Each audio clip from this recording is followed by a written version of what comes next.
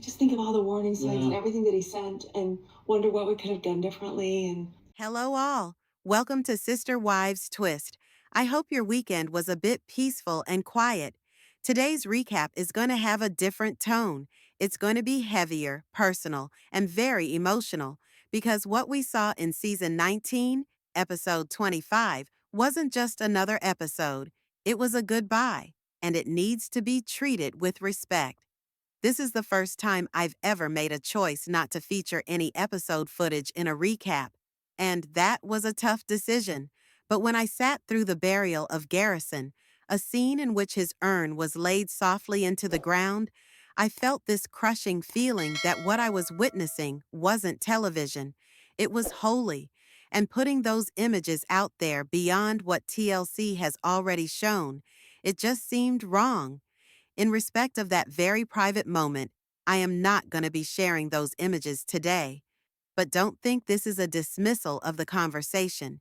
In fact, what played out before and after the funeral says a lot about the condition of this family, and we have to discuss that.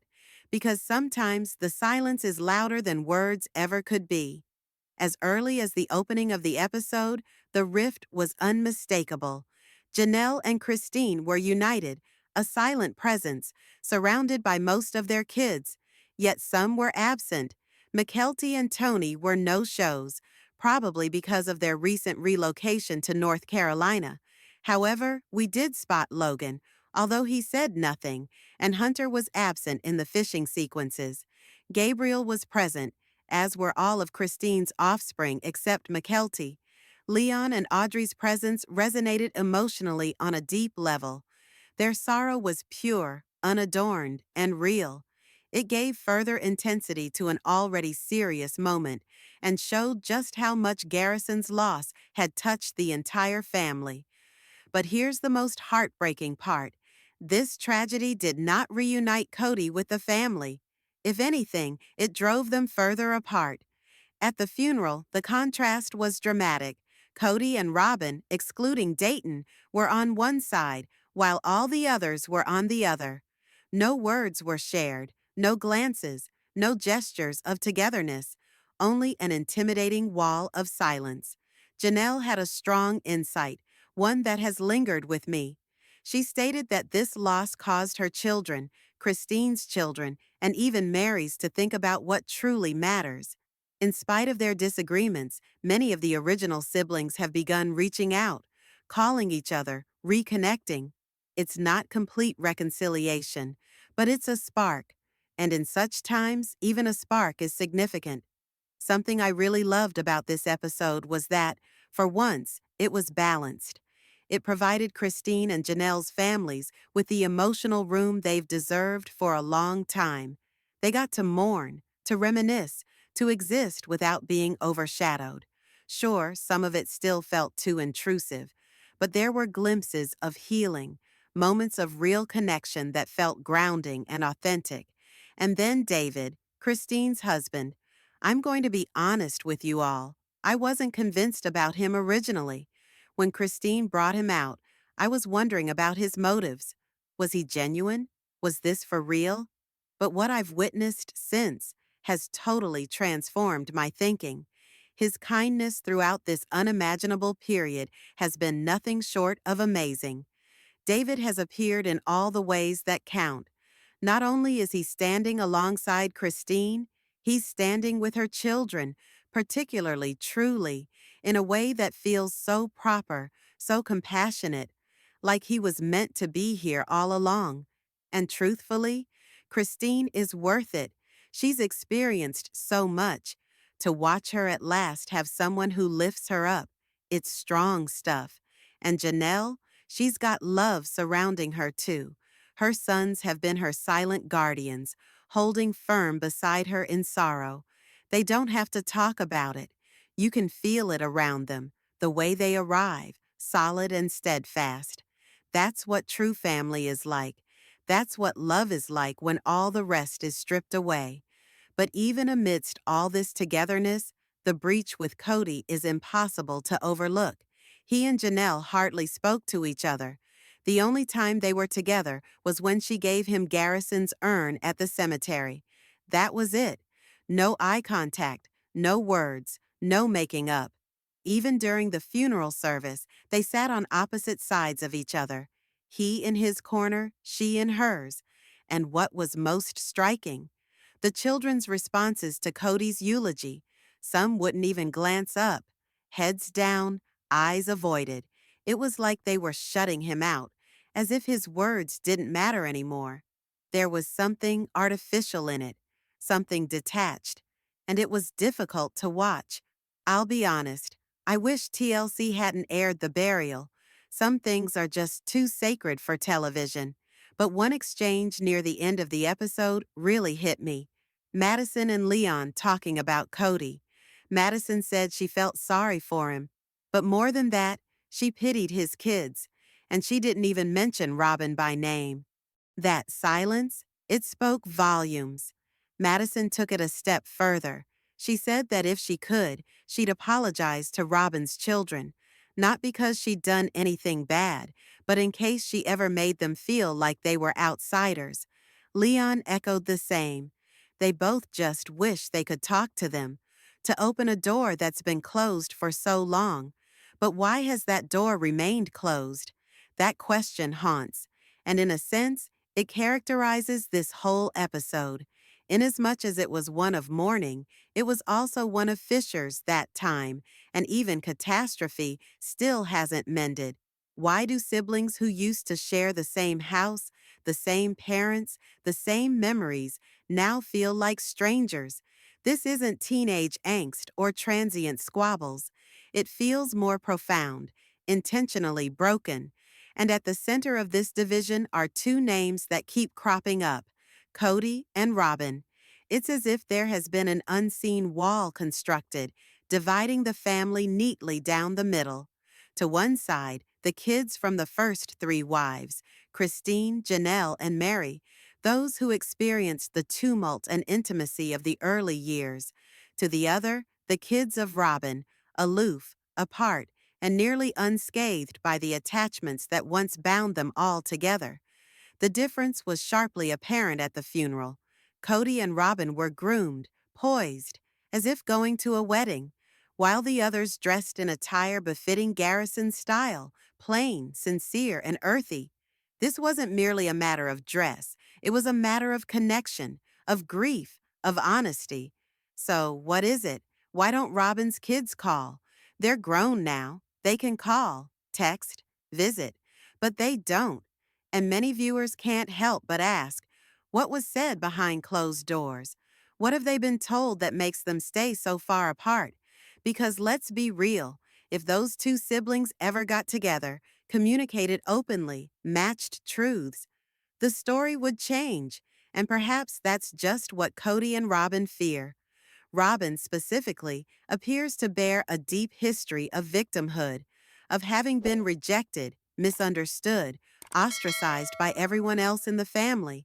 And now, apparently, her kids are carrying that one with them, even though they were not around for the majority of it. Was that rejection actually theirs to bear? Or was it transmitted like a wound that never fully healed? That's what stings. It's as if Robyn decided, if they don't like me, then they don't get to be close to my kids. That's the message that's been absorbed. Meanwhile, the OG3 kids, those from Janelle, Christine, and Meri, spent years navigating this chaotic family structure under the public eye. Every emotion, every adjustment, every betrayal captured on camera. And when Kody gradually slipped away to build a new life with Robyn and her children, the message snapped into painful focus. The rest were left behind. The sorrow didn't seethe. It hardened after years of quiet, of being ignored, of understanding that their father had made a decision and they weren't it. And now, even in this heartbreaking time, at the funeral of his own son, Kody made no attempt at reconciliation, no overture, no apology, just distance. And that's what haunts this family still. How do you lose a son and not stand shoulder to shoulder with the children who loved him most? How do you not utter, "I'm sorry, I should have done better"? How do you bury a child and still hold on to pride or division? The silence of any gesture, any genuine effort at reconciliation, rang louder than any eulogy. Even McKelty hinted at this pain. She spoke of behaviors that pushed her further away, and now it's clear. She was talking about the emotional coldness, the staged mourning, the performative grief, because when the cameras were off, when it mattered most, Kody had a chance to show up for his kids, and he didn't. Perhaps some of his kids have accepted that. Perhaps they've made a decision they no longer wish to see him, and that's their prerogative. But to be a father is to keep trying, to reach out even if the door has been slammed shut, to make the effort, and he just didn't.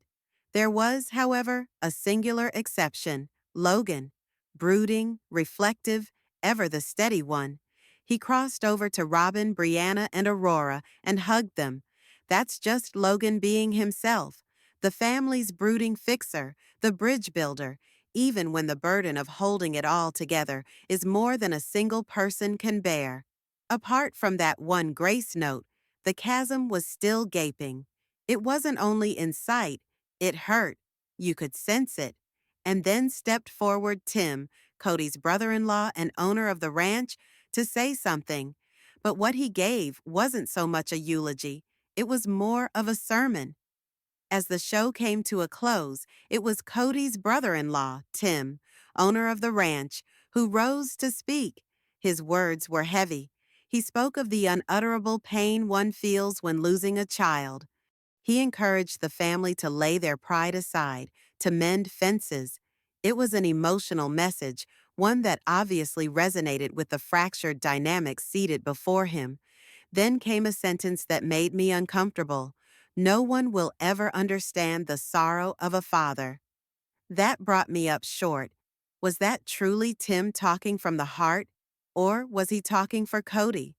Was it trying to elicit sympathy for a person who, quite honestly, hasn't done anything to deserve it by action?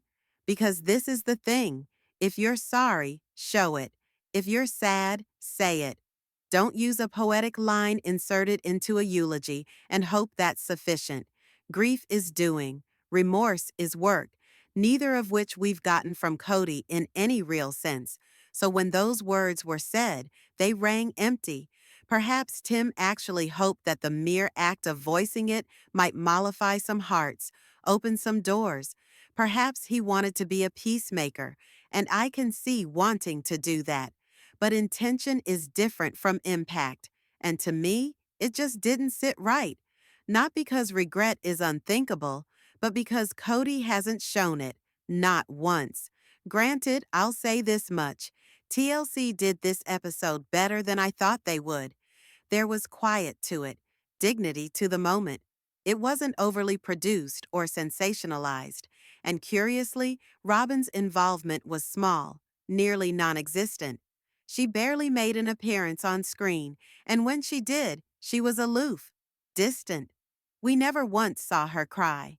Never once saw her show regret for Garrison's death. It wasn't "we put our son to rest." It was "Kody brought his boy home." That's the difference. And perhaps here is where I fail most. In a family so large, so blended, so broken, you don't get to sit on the bench. When you marry into a man's life and his children, you marry the entire deal. Robyn has never really seemed to own that, and here in this moment, her silence was deafening. But hey, perhaps I'm mistaken. Perhaps I'm overinterpreting it. What's your take? Did this episode make your heart ache as it did mine? Did you pick up on that tension too, between what was said and what wasn't? Are you just as frustrated watching the Brown family move further and further apart? Let's discuss it in the comments.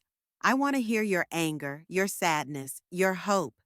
Do you think healing is still possible for this family?